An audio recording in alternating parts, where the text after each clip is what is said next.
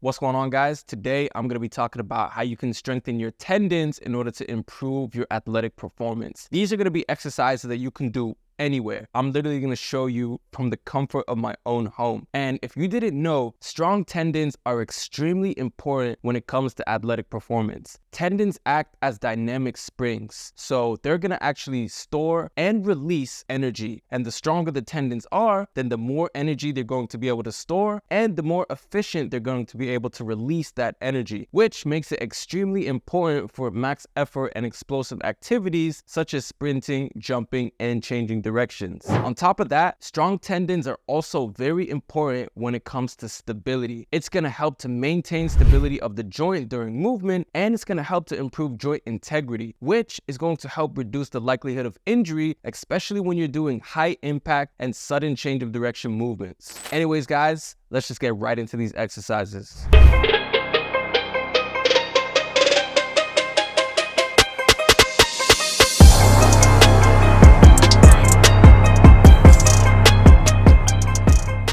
Isometrics are exercises where the joint does not change its position and the muscle does not change its length. There are two main types of isometrics that are commonly used. The first type of isometric that we're going to cover are called yielding isometrics. This is where you're simply holding an exercise where the muscle length or the joint position does not change, kind of like doing a plank. Now, I'm going to show you the best ones for performance when it comes to your lower body. Now, the best one that I like to do, and if you've seen some of my other videos, I've literally already done this before, but you're going to elevate your heels and then you're going to just come on down into a deep squat. Now, why I'm elevating the heel is because we're now putting focus towards the ankle, which is going to help strengthen that Achilles tendon. And because we're in that deep squat, or this isn't even too deep, but because we have some knee flexion, we're going to strengthen that patellar tendon. And the great thing about yielding isometrics is you can literally get into some very specific joint angles. So if you play a sport where you have to get extremely low, you can get even lower. Or if you're a jumper, for example, and you jump from certain positions, you can get even higher. That's one of the greatest things about yielding isometrics. And this is an exercise you can literally do anywhere. You can do it throughout your day. You can do it while you're brushing your teeth, while your food is in the microwave. You can do it anywhere. It's literally incredible. And I like to actually try to hold this for up to 2 minutes. I've been doing this for 45 seconds now, and it's already getting kind of tiring. So try to hold it up to 2 minutes. You can work your way, start with 30 seconds, work up to 45 seconds, a minute, and then so on.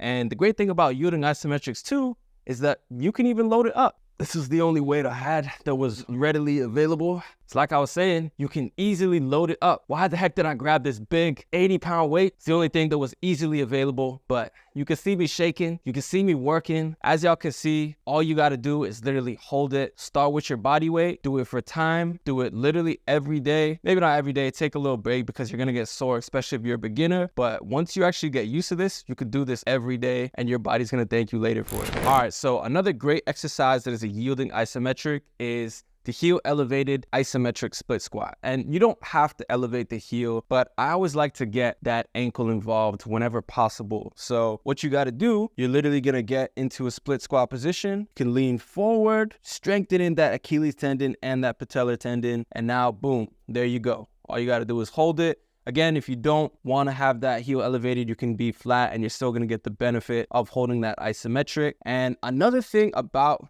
yielding isometrics that I did not mention is that these are great to do if you're coming off of an injury, because you can get very specific with it and you can monitor very easily, just monitor how much load those tendons are being put through. So, and again, whenever you're doing single leg stuff, make sure you do both sides. So if you, for example, are coming from an injury and this is kind of too deep for you, you feel too much tension, come on up. Just come on up, work within your range. And just like the previous exercise we did, start with about 30 seconds, work your way up to 45 seconds, try to hold it for 2 minutes. And again, you can do this anywhere throughout your day, brushing your teeth, waiting for your bus at school, literally anything. They're super easy to do, but super beneficial for you. Okay, guys, so those were yielding isometrics. Now I want to cover overcoming isometrics. Overcoming isometrics are you exerting maximal force into an immovable object, like a wall, for example. And a good thing that you can do with this is you can put as much tension as you want. And these are going to be incredible, even better than yielding isometrics when it comes to strengthening your tendons. Think of this for an example. If you're trying to pull a tree out of its roots, out of the ground, and you just tie a rope around that tree and you're pulling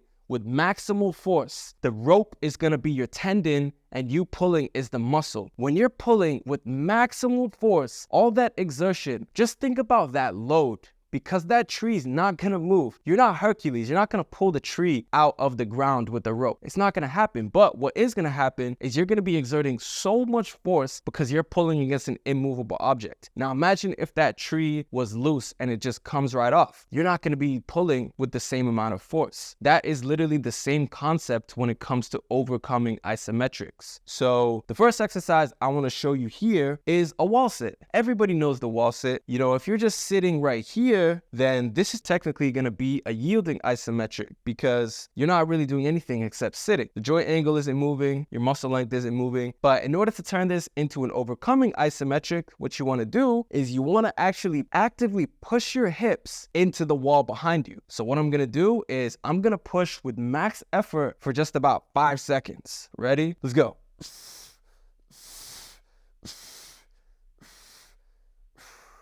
I'll release. So even just that 5 seconds of me pushing as hard as I can into the wall, I felt a lot of tension right there. And again, the great thing about isometrics is you can make this very specific to you by changing your angle. So I can change my angle, come up a little bit, and now let's go again. High push, ready? Let's go.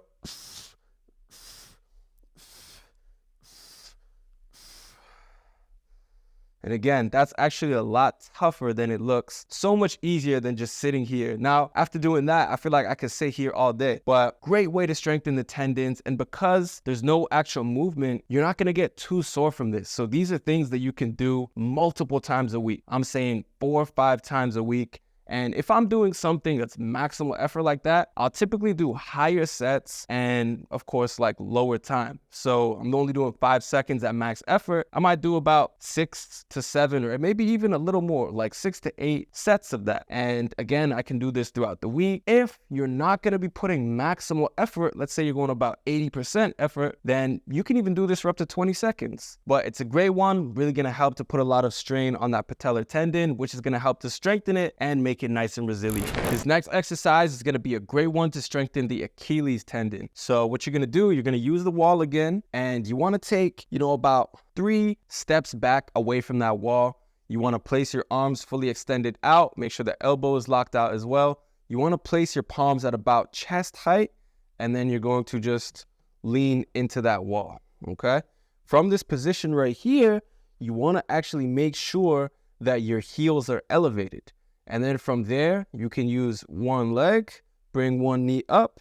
And now all I'm going to do is I'm going to drive as hard as I can, again, with max effort into that wall. And I'm going to be pushing the ball of my foot down into the ground. So I'm going to go 5 seconds max effort. Ready? And let's go.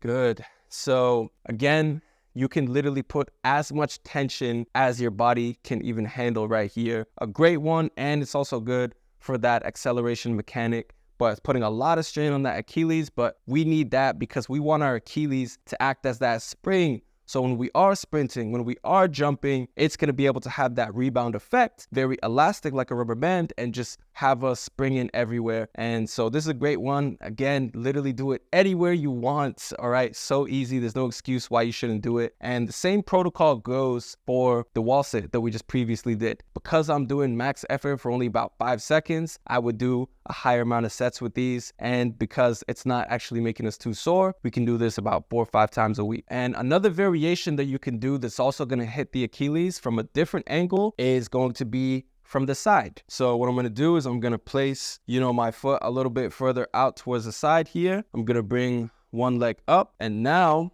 I'm also gonna still make sure that my heel is elevated. And what I'm gonna do is the same exact thing. I'm gonna push hard into the wall and push the ball of my foot into that floor.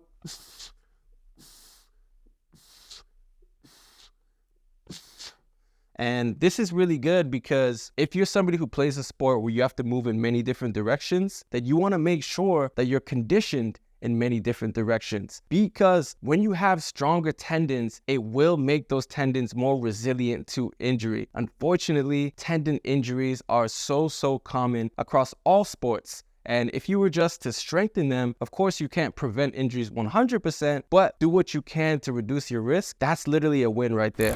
By the way, guys, I have a huge announcement. I have created a brand new private community where I'm going to be releasing different workout programs, educational content, nutritional guidance, mental training, live weekly masterclasses, and so much more. This is an exclusive opportunity that you do not want to miss out on. If you're interested, just go ahead and click the link in the description down below so you can learn more information about it. Well, there you have it, guys. Hope you found this video helpful. If you did, give it a like and share it with everybody else you think can benefit. If you have any questions, leave it in the comment section down below, and be sure to subscribe so you don't miss any of my future content. Thank you all so much for watching, and I'm gonna see you guys soon.